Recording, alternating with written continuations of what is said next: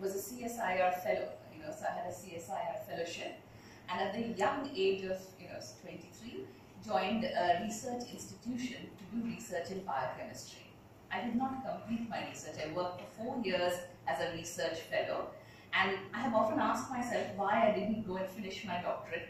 I didn't finish my doctorate because I was married at the time I got the fellowship, and I had a little baby in 1996, and I could not, like hundreds of other women, balance the demands of academic research with the demands that were made to me by my guide. I studied in a very good academic institution. I did research at Bose Institute, Calcutta.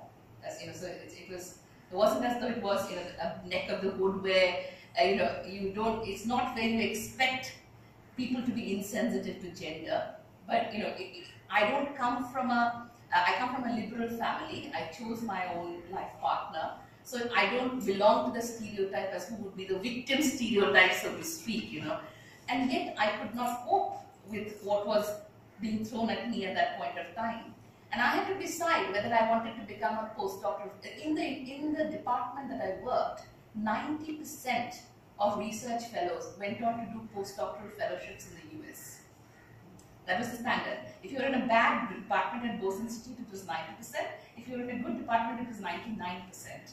So I worked in a bad department. I worked in biology. So if you were biotechnology, all postdoctoral fellowships were overseas. And you had to leave your husband, your little child, go and work somewhere. And it was par for the course that you made that sacrifice. It was the culture of the organization.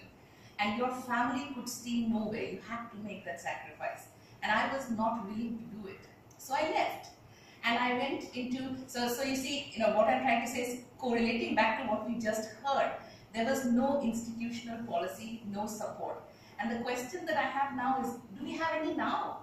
Down the line, 20 years from that day. I wonder whether, higher education institutions are contemplating on that.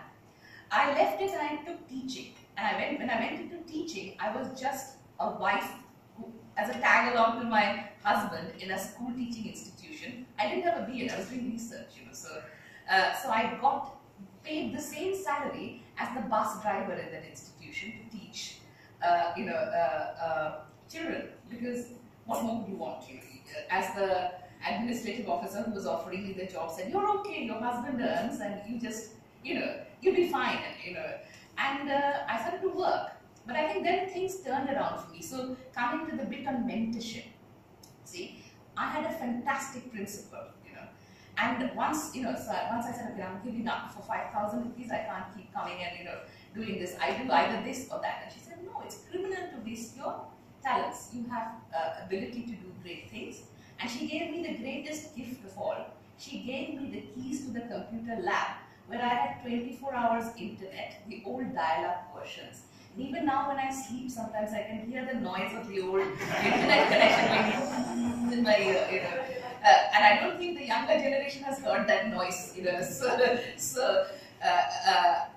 I was there all the time, in a sense, and I took up a niche role within it in terms of internationalizing my school, in a sense, and I began the first exchange programs, and then I moved into the British Council, and then sort of didn't look back.